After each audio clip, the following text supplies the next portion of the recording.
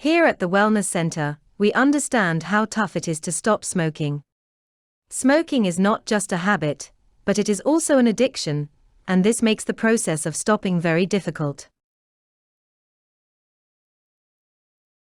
Your brain loves routines. And when you smoke regularly, you are telling your brain that this is what is expected. Your brain gets used to following particular actions in certain circumstances, and will encourage you to follow your routine. Without thinking, you may automatically reach for your cigarettes in a pocket. This happens because your brain, after getting used to a routine, associates, for example, having a meal, an alcoholic drink, or tea and coffee, with smoking. Your brain is telling you to have a cigarette, because this is what you normally do. Smoking has become a habit. You have trained your brain this way. To stop, you need to retrain your brain to remove these actions and associations. This is made doubly difficult, because when you smoke tobacco, you are inhaling the drug nicotine, and nicotine can be as addictive as alcohol, cocaine, and morphine. So, we have the problem that nicotine, being addictive, makes your brain and body feel as if they need more nicotine. This encourages you to smoke more and more. You will have to try really hard to escape this drug and its addiction. You need to commit to change, and be willing to fight the cravings, headaches, and bad feelings you'll experience as you try to clear your brain and body of the drug. It's not easy, but you can do it. Is it worth stopping smoking? There's no doubt about it, it certainly is. Let's just look at what happens to you when you smoke. Normally, when you breathe in and fill your lungs, you inhale precious oxygen that allows your body to work efficiently. When you smoke and inhale, you are interfering with the natural healthy process. For example, we've already mentioned nicotine. Nicotine is a toxin that pollutes your body and makes it unhealthy. On top of this, there are more than 7,000 other chemicals contained within cigarettes, of which at least 250 are harmful, and more than 70 of these can cause cancer. In short, smoke from tobacco contains poisons, toxic metals, radioactive toxic metals, and carcinogens. What can smoking do to your health? Smoking is linked to a long list of diseases, illnesses, and conditions.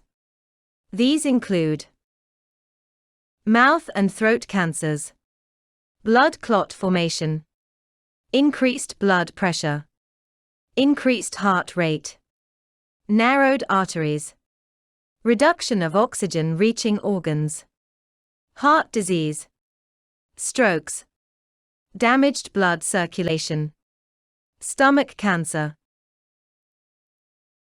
acid reflux, kidney cancer, weakening of bones, blindness, premature skin aging, coughs, colds, wheezing, asthma, frequent chest infections, narrowing of airways causing extreme difficulties breathing, lung cancer, bad breath, stained teeth, loss of sense of smell and taste, oral thrush, head and neck cancer, impotence, reduction in fertility, cervical cancer, and of course, death. Every year in the UK, around 97,000 people die from smoking-related issues, with many more continuing to suffer from illnesses caused by smoking. At the same time, around 635,000 smoking-related admissions are made to hospital.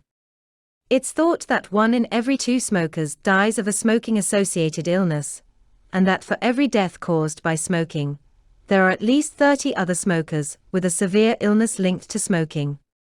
Another worrying statistic is that for every 15 cigarettes smoked, your body gains a mutation that could develop into cancer. On top of all of this is the cost. Why not try to calculate how much money you spend on cigarettes? This is Alex, and here is Alex's calculation taken with prices at £12.73 for a pack of 20 cigarettes. Alex smokes 20 cigarettes a day. 7 days a week. That's 7 packets a week. This works out at a grand total of £89 and 11 pence a week. So how much is smoking costing Alex for a year? As we have seen, Alex smokes 1 pack of 20 cigarettes per day, which costs £12 and 73 pence.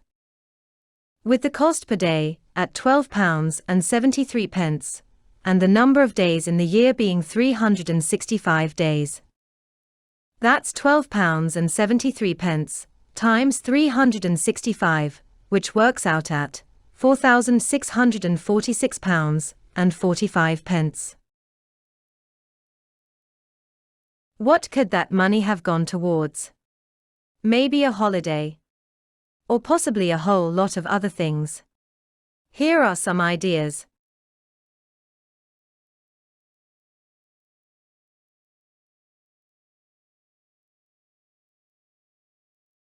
Alex smokes 365 packs of 20 cigarettes in a year. What does that actually look like? Let's stack up the packs. Look at them go, and remember this is only 1 pack of 20 cigarettes a day. Do you know that at an average of 6 minutes per cigarette, it would take nearly 31 days to smoke the 365 packets of cigarettes Alex buys? That's the amount of time taken out of Alex's year, just by smoking. We can already see that there's quite a lot of packs, and we're nearly at the top of the screen. And there's still a lot more to come. We're beginning to lose Alex behind those packs. But we're still going.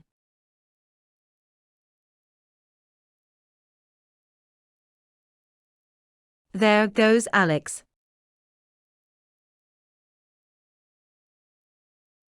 We're near the top again.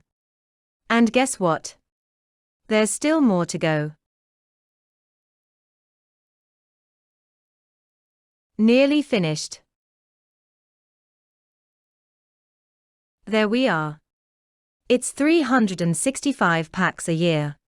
A total of 7,300 cigarettes. And that doesn't count the ones that Alex borrowed, or has been given by other people. That number, 7,300, is important for another of Alex's calculations. Alex smokes at least 7,300 cigarettes a year. And as we have seen already, for every 15 cigarettes smoked, Alex will gain a mutation that could turn into cancer. That's around 487 mutations a year. In so many ways, the costs of smoking really add up. So, let's take a breather for a few seconds. And I mean just that. Take a deep, gentle breath, and fill your lungs. Think of all the goodness that the oxygen, that the breath supplies, brings to you. It keeps your body and mind healthy, and in good condition. It keeps you alive. Okay, gently breathe out. Now breathe normally. When you breathe in, that air goes into your lungs. Your lungs take the oxygen from the air and transfer it into your bloodstream. Your blood then moves the oxygen throughout your body to your organs and muscles to keep them healthy. At the same time, your lungs take unneeded carbon dioxide from your blood and get rid of it from your body when you breathe out. Breathing well is very important. It is central to your health. The oxygen brought into your body by your in-breath is vital for your body to thrive and provides the building blocks of survival. Oxygen is needed so that the cells in your body work. It plays a massive part in the process that provides energy for your body. Oxygen is also a crucial part of your immune system, assisting in the fight against bacteria and viruses. A good supply of oxygen is essential for your health and well-being. Too much carbon dioxide in your body is damaging. That's why your outbreath, which removes it, is so important. If you have too much carbon dioxide in your body, it causes your blood to become more acidic, your breathing rate to increase, your heart rate to rise, your blood pressure to increase, headaches, dizziness, and in the long term, it results in kidney disease or failure. The chemicals in cigarette smoke can cause or increase the severity of diseases, from your mouth to your lungs, and into your body's system. This results in a massive negative effect on your breathing, reducing your body's ability to bring in enough oxygen or remove carbon dioxide. Your health and well-being are diminished. Let's look at your lungs. Smoking damages your lungs, reducing their ability to take in air, transfer oxygen to the bloodstream, or remove carbon dioxide from your body. On the left you can see what a non-smoker's healthy lung looks like, and on the right, what a smoker's lung turns into. This shows the visual damage, but not the damage to all parts of the lung that regulate the transfer of oxygen and carbon dioxide, or the cancers that may be developing. And, unfortunately, unlike our diagram, your body will not have one good lung and one bad lung through smoking. Both lungs will be damaged at the same time. There is good news. The good news is that you can quit and see the benefits of doing so. Here are a few of the benefits of stopping smoking. Note down the ones that make you want to stop smoking. Stopping smoking leads to a reduction in the chances of developing the major illnesses related to smoking. Half of long-term smokers in the UK die from major smoking-related illnesses. If you stop smoking, and are not adding toxins to your body, or damaging it even further, your body starts to heal and improve, right from the moment you stop. An increase in life expectancy. People who stop smoking by 30 years old tend to add another 10 years to their lives, while those who quit at 60 add around 3 years. An increase of energy as your blood circulation improves, reducing tiredness, and allowing you to take on more physical activities. An improvement in breathing as your lungs heal, and their capacity improves over time. A boost to your immune system. This makes it easier to fight off, for example, infections, colds, and the flu. A reduction in stress levels. People often rely on cigarettes to make them feel better when they are stressed, but studies now show that stress levels are reduced over time through quitting smoking. These studies also suggest replacing stress smoking with alternatives, such as relaxation therapies, mindfulness, and breathing exercises. Look them up or contact us about them. An improvement in sex life. With your blood circulation becoming better, this also affects your sexual organs. Men often report improved erections, and women find an increase in arousal and improved orgasms. Improved fertility. Quite simply, non-smokers find it easier to get pregnant, and not smoking reduces the likelihood of miscarriages, while improving the chances of having a healthy baby. An improved ability to taste and smell. Smokers are 6 times more likely to have a poorer sense of taste and smell than non-smokers. Smoking blocks the receptors in the mouth and nose. These receptors are supposed to send signals to your brain to let it experience taste and smell. Stopping smoking allows this system to improve and recover. Food also seems to improve, and even something simple such as a walk in the park can become more refreshing with the improved fragrance of the flowers and plants. Slowing of facial aging, delaying wrinkles, and aging of skin. Toxins in cigarette smoke damage the ability of skin to be firm and supple. This leads to poor skin health, wrinkles, sagging, and aging. Nicotine from the smoke also narrows blood vessels and reduces the oxygen and nutrients to your skin cells that are needed for them to be healthy. Without the smoke and poor blood circulation, your skin can improve. The toxins from cigarette smoke are removed and better blood circulation provides more nutrients to your skin, reversing that bad, aged look. Whitening of teeth. Without the staining from inhaled smoke and toxic chemicals gathering on your teeth, they have a chance to recover, allowing toothpaste and mouthwash to be more effective, resulting in whiter teeth. Fresher breath. Not only does smoke from cigarettes add chemicals and tobacco smell to your mouth and throat, but it also causes your mouth to become drier. Bacteria usually breaks down particles of food left in your mouth and allows saliva to wash it away. The lack of moisture means a lack of saliva, so the bacteria and food particles stay in your mouth and rot, giving off a strong smell. After stopping smoking, the saliva returns, and so the decaying food and smell are removed. And did you know, recent polls in fashion and celebrity magazines show that people prefer to kiss a non-smoker rather than a smoker? It's something to think about. Reduction in the risk of gum disease. Dry mouth means that bacteria is left in your mouth and on your teeth. The bacteria become embedded under your gums, and that leads to gum disease. Without smoking, there is more moisture in your mouth, and most of the bacteria is washed away without having the chance to become embedded. Decrease in health risks to family and friends who inhale smoke from your cigarettes.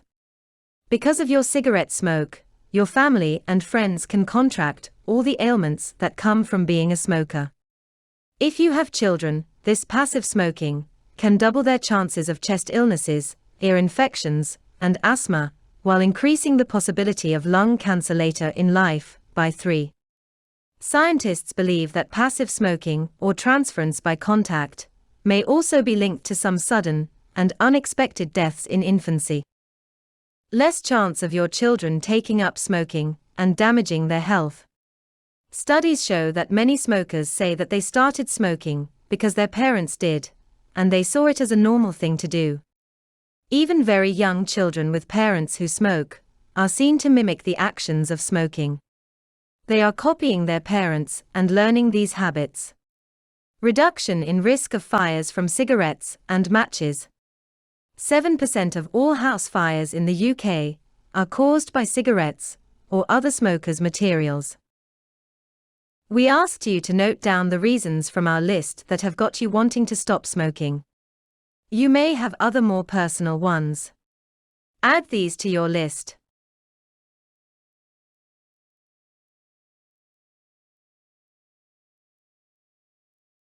You can look at these whenever you need reminded of what really makes you want to stop. Make copies and pin them up where you will see them regularly. Save the list on your phone, tablet, and computer. Always have it at hand. And don't be afraid to add some more reasons as you think of them. They'll all be motivational. This list can give you a kick in the right direction if you become tempted to have a smoke. So, what can you expect when you give up smoking? What is certain is that as soon as you stop smoking, within the very hour of your last cigarette, your body begins to recover. It just needs time. Here is a timeline based on the best evidence we have, but remember, you may be slightly different. In as little as 20 minutes, your heart rate and blood pressure start to drop, and circulation begins its first small steps towards improvement. After 12 hours, excess carbon monoxide, a chemical in cigarette smoke, which stops oxygen transferring from your lungs to your blood, is cleansed from your body. By the second day, with your blood pressure dropping, your risk of heart disease begins to reduce, and the first signs of an improved oxygen supply will start to be felt, making physical activity easier. By day 3, as the nerve endings begin to heal in your nose and mouth, you may start to notice an improvement in your senses of smell and taste. By day 4, the nicotine in your body is depleted. This is a great step, but may not feel so good at the time. Withdrawal symptoms tend to appear. You will have to prepare for this, don't be caught out. Remember that nicotine is an addictive drug. You may feel the need to smoke. It is addiction trying to trick you into getting nicotine back into your system. But just don't. Your body is much healthier without nicotine in it. The addiction will try anything to make you give in. It'll give you cravings for another cigarette, and make you feel as if it doesn't matter if you have a smoke. Just one, honest, says the seductive voice in your head, one won't hurt. But it is lying to you. Addiction will try anything.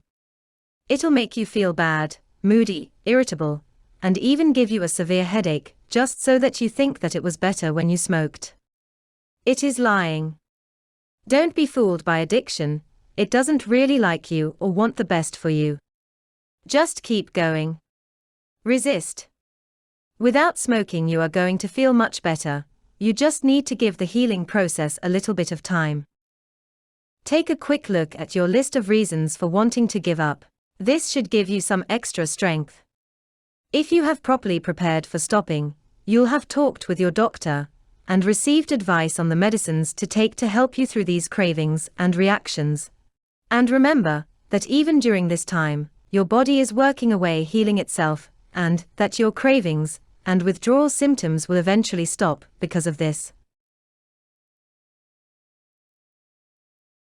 After as little as a month, your lung function will begin to improve, and there should be a boost to all types of physical activity, whether everyday activities or walking and running. This will continue to improve over time. During these months, blood circulation improvement, carrying with it increased oxygen, boosts your immune system, reduces tiredness, and the likelihood of headaches. Another positive sign is the drop in the risk of ulcers. By the end of the 9th month, your lungs will have seen significant healing that has increased your lung capacity by up to 10%. With your lungs healing and more able to do what they are meant to do, you could also be experiencing a reduction in lung infections. As you move into your 2nd year of not smoking, your risk of heart disease will have reduced by half, and this will continue to improve. After 2 years, your risk of a stroke is reduced to half that of a smoker. And your body continues to heal and improve itself the longer you let it. After 5 years, your body will have healed enough and fought off the damage that the toxins in cigarettes did to your arteries and blood vessels. Your arteries and blood vessels will start to widen, and this will reduce your risk of a stroke even more. Over the next 10 or so years, your risk of a stroke will continue to reduce as your body continues to heal. Those toxins also increase the chance of blood clots, so with your body having fought them off, your risk of developing blood clots will also have lessened. After 10 years, your chance of developing lung cancer will have dropped by half, and your risk of mouth, throat, or pancreatic cancer will have been substantially reduced. 15 years on, and your risk of coronary heart disease and pancreatic cancer has become the same as someone who has never smoked. This is an amazing recovery milestone for former smokers and their amazing bodies. And things just keep getting better. After 20 years, your risk of death from all smoking-related conditions becomes the same as a non-smoker. And yes, that does include lung disease and cancer, pancreatic cancer, head, neck, and throat cancer. It's quite clear that the sooner you stop smoking the better. But there is no bad time to stop, only a bad time to delay. Well, how do you start giving up smoking? To be honest, you have already started just by thinking about it, and even looking at this video is part of the process. If you want to do it, you can do it. It may seem a daunting task, but you can put yourself in a great position by preparing and planning well. Here are some helpful NHS contacts to get you on your way. Pick the number that is best for you. In England, call the free Smoke Free National Helpline on 0300 123 1044. In Scotland, call the free Smoke Line on 0800 848 484. In Wales, call the free Help Me Quit helpline on 0800 085 2219. In Northern Ireland, call a provider in the town or city where you live telephone numbers can be found on the Stop Smoking Northern Ireland website. www.stopsmokingni.info. Another helpful web service is Quit, which can be accessed at www.quit.org.uk. From what you've already seen, that nasty drug nicotine has been training your brain to want to have more and more nicotine, even though it is disastrously bad for your health. You will have to break that addiction by reprogramming your brain to stop it craving nicotine. Reprogramming and stopping smoking won't just happen. You'll need to prepare against all the ways that the addiction will try to force you to smoke again. That means you'll have to have the best advice on how to do it, and have a plan in place for all the possible difficulties that will come your way. You are much more likely to succeed if you have a well-thought-out plan. If you also put in place a good support structure, your chances of succeeding are even higher. Your first step towards creating a plan is making sure that you understand your own smoking habit and addiction. Next, you have to predict problems you may face, prepare action against them, and set up ways to protect yourself from those predicted problems. All of this information forms the core of your plan, and you'll be able to start putting your plan together. The next step will be to put your plan into action. Let's get started. Stage 1. Set a date to stop smoking. Set a date, but give yourself 2 weeks to allow yourself to become informed, to plan, and prepare your support structures. Keep to this target date, and try not to change it. It will motivate you to get things done. Stage 2. Developing a support structure and advice. Tell your family, friends, and work colleagues that you will be quitting from your chosen date, and ask them for their encouragement and support. Discuss quitting smoking with your doctor. Your doctor, or medical practice, will be able to give advice on what to expect, medicines, therapies, and treatments to fight cravings and nicotine withdrawal. You may be prescribed some medicines to help you. Your doctor should also be able to direct you to support groups.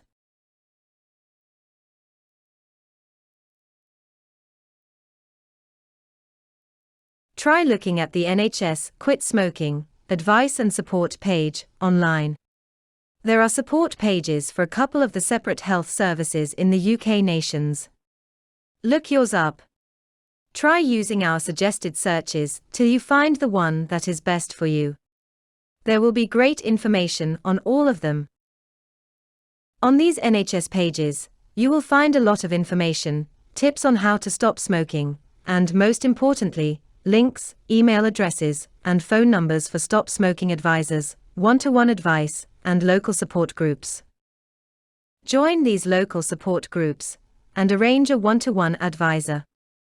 Get these in place for the day you have set to stop smoking.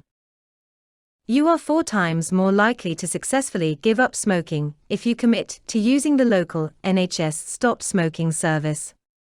Your local support group may also have an emergency number that you can use if you are having one of those difficult craving moments. Arrange to get this, write it down and program it into your phone. If you have a friend who is quitting at around the same time, become quit buddies and be there for each other, supporting each other through the good and the difficult times.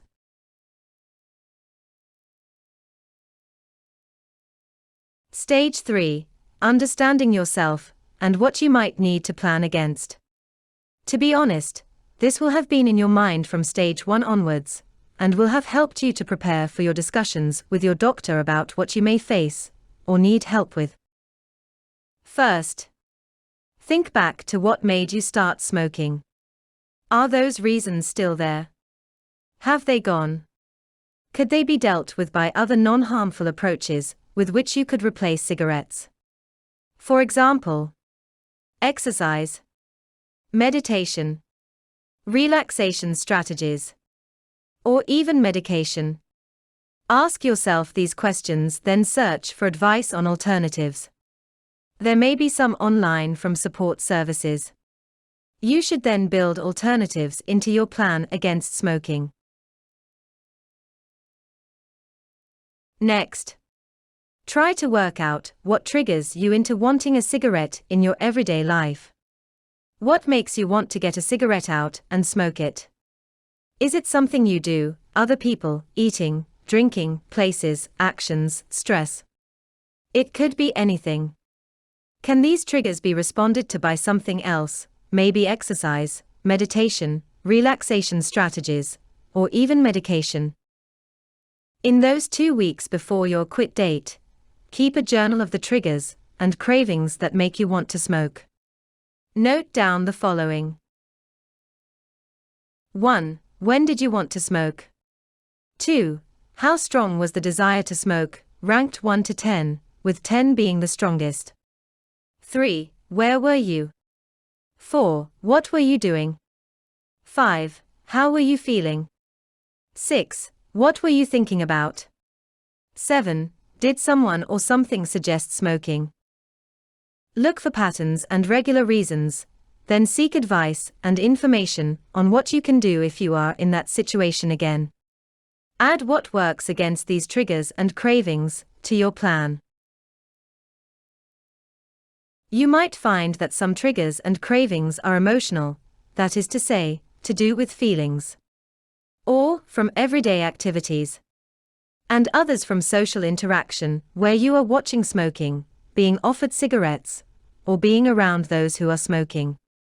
It could be that you smoke to be like your friends, or for social reasons. And maybe you smoke because it is just through habit. Work out ways not to smoke due to these reasons. Don't go with your friends when they go for a smoke break. Find alternatives to smoking after food or drink, for example. Find out what has worked for others through your support group or advisor, and add these to your plan. Here are some tips for avoiding common smoking triggers. Alcohol. Many smokers find that they smoke when they drink alcohol. Some good advice is to change to non-alcoholic drinks. It's always worth remembering not to replace nicotine addiction with either caffeine or sugar addiction. Choose your replacement drinks carefully. Don't drink where smoking is accepted, for example at parties or barbecues. If you still want to have an alcoholic drink, find alternatives for the actions associated with smoking when you drink. Keep your mouth and hands busy. Try replacing smoking with eating nuts or chewing on a straw or cocktail stick. What about putting your drink in the hand you usually held your cigarette? Retrain your brain into realizing that this is one of the things your hand is for, and not for a cigarette. Being in the company of other smokers. This can be difficult, and may set up so many triggers. The smell from family, friends, and co-workers wafting cigarette smoke around can trigger your desire to smoke. They may also encourage you to smoke, offer you cigarettes, and even put pressure on you to do what others are doing. Giving up smoking is at least 2 times more difficult without your family, friends, and co-workers' understanding and support. How can you deal with family, friends, and co-workers? First, let them know that you are giving up smoking, and give them some ground rules. These rules should include that they should not smoke if you are in a room or car with them, and they should not smoke at work break times if you are there. You may also have to make some changes, like not being with smokers at break times. Find some non-smoking friends, or somewhere else to eat, or even something else to do. A walk would be a good healthy alternative. After eating. Some smokers automatically reach for a cigarette after a meal. The most effective way of countering this urge is to replace it with something less harmful, such as eating a piece of fruit, mint-flavored sweet, or chewing some gum. Another alternative is to take sips of water. Stage 4. Finalizing your plan. And so, we reach the 4th stage of your preparation to quit. You've researched, become informed about what difficulties you will face, and have worked out some solutions and interventions that you can use to overcome them. You should also have developed a strong support network that will help you through this. So, make sure you have noted down your full plan. Remember, it can always be improved and updated as you gather more information, get good advice, or gain more personal experience of what your quit smoking journey is like. We suggest that your plan contains at least the following. Put in when your quitting date is, followed by what you will need to do every day.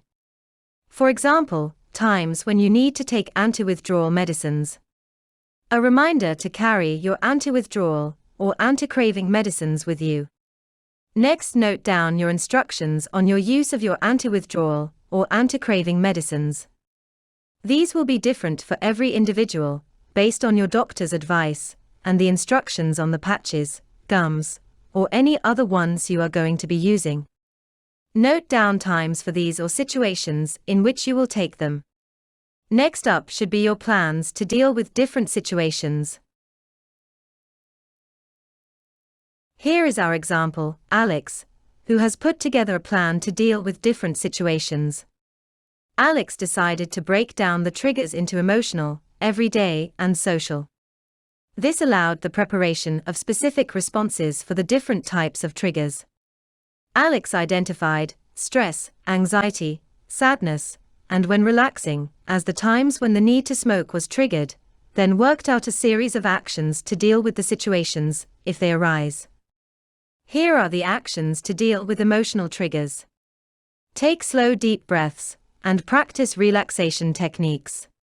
Talk or text with a supportive friend, or stop smoking advisor. Exercise to release chemicals from my brain that make me feel good. Listen to calming music or relaxation tracks. Look at my list of reasons for stopping smoking. This will help to strengthen resolve. Focus on how much better life will be without smoking. Focus on positive changes after having stopped smoking. Alex identified these everyday activities as triggers: working, studying, seeing cigarettes on TV, when using social media, and drinking coffee. Alex will replace smoking by chewing gum, eating a sugar-free sweet, or chewing a toothpick or straw. Drink some water, even a sip. It's a great idea to carry a bottle of water around with you, as you can use this to replace smoking, and instead of going to smoke at a break, use this as an excuse to go and refill your bottle. Exercise to distract myself from smoking, and get extra benefits from that exercise.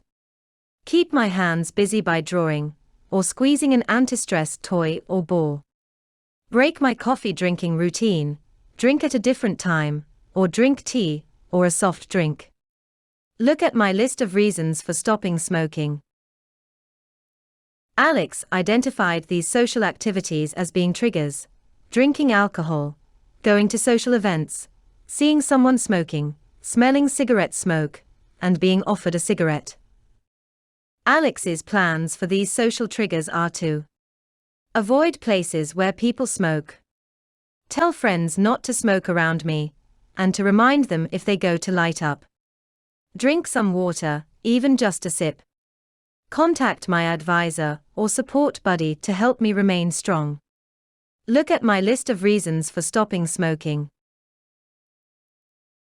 You could also create a checklist or diary, where you can note down how many days you've achieved not smoking, successes that you've had, as well as any difficulties, and how you got past them. Being positive is helpful.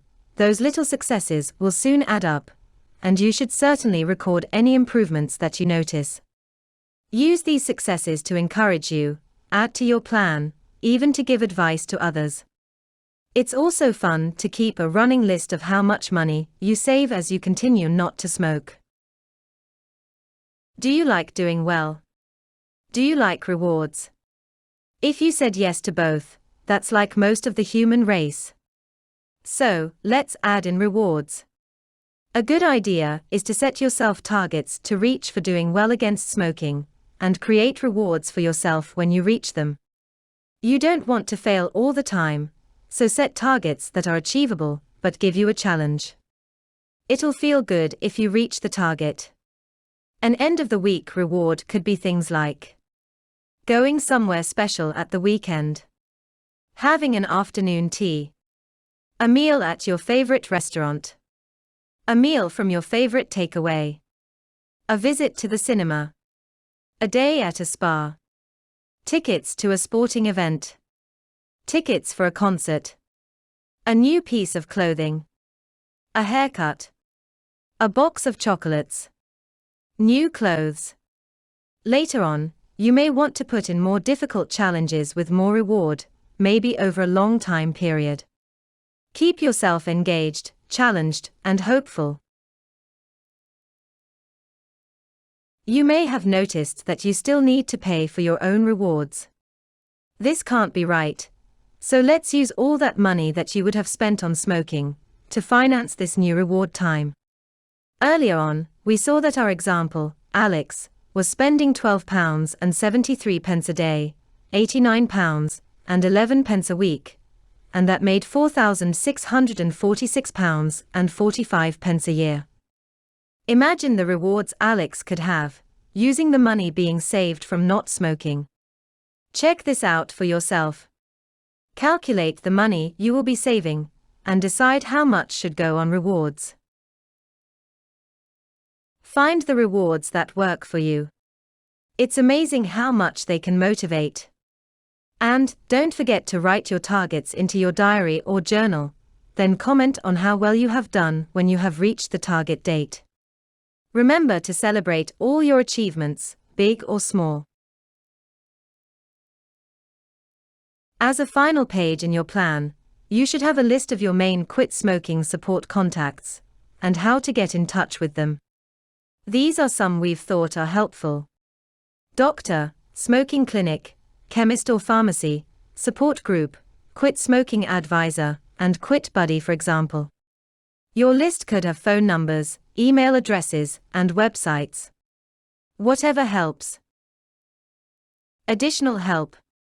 If you find that you need some help with your quit smoking plan, websites such as NHS Smoke Free can help develop a plan for you. You can find NHS Smoke Free at www.nhs.uk/smokefree. Just answer a few simple questions, press a button, and there is an outline plan for you. It can give you a really good start. What to do right before your quitting date. We've talked about it before. To be able to quit, you'll need to be prepared, and this is more preparation. All of these actions will make a statement to both you and your unconscious brain that a change is coming, and you'll be ready for it. Here's a list of tasks for that run-up to quit day. Make sure that you have all your medicines, anti-withdrawal aids and substitutes purchased and ready. You will also need easy access to these. Place anti-withdrawal aids into easily accessible places in your home, in your car, your clothing, sports bag, beside your bed, at your work, in your work desk, carry bags, and your locker, so that you'll never be without them. Also make sure you put them where you had your cigarettes, just as a reminder in case you go into automatic mode. Your substitutes may include things for your mouth like sugar-free sweets and chewing gum, nuts, mints, boiled sweets, apples, celery, raisins, straws, and toothpicks. And for your hands, a stress ball, rubber bands, fringed cloth, fidget toys, yo-yos, coins, pencils or pens, and even a pad to doodle on. You may have chosen other substitutes. Your brain loves big statements. And one of the best of these can be the removal of all of your cigarettes, cigarette papers, tobacco, matches and lighters, from clothes, storage places, your car or van, cupboards, at home, sheds, bags, at work, everywhere. Remove everything that is linked with smoking. And don't try to fool yourself. Get rid of it all. Some people don't just throw these out, they go further, cutting up cigarettes and packs, breaking lighters, and the like. Now, that's a big statement, and one your brain will recognize. Another good idea is to schedule a dental appointment to clean your teeth and remove nicotine stains. This will not just clean your teeth, but remove the smell built up from the nicotine effects in your mouth. Not only will family, friends, and co-workers see a difference in you, but you might just want to keep these teeth as clean as they are. To signal your new start, and to remove the smell of cigarettes that could trigger withdrawal symptoms, clean your house, car, furniture, clothes, blankets, bedclothes, curtains, carpets, and surfaces, just before your quitting date. Be ready for that fresh start. A good idea, to allow you to have a very clean house for your quit date, is to spend a few days before, not smoking in your house or car, to allow you to clean them thoroughly. And once you've smoked your last cigarette, make sure there is nothing still smelling smoky. Wash the clothes you have smoked in, straight away. So, what do you do now? It's simple. Fully prepared, support in place, and with a plan to follow. It's time to stop smoking. You can do this. Be strong, think positively. And if you stumble, get right back to it. You know it's worth it. Working with any, or all, of the Wellness Center's programs will bring small changes that will make huge differences to your life. If you are worried or concerned, or need a little help, then follow the Wellness Center link and contact us at hello@wellingtonwellness.co.uk. The center will help you find lots more tips and advice, as well as external links to the NHS and other agencies that can support your stop smoking journey.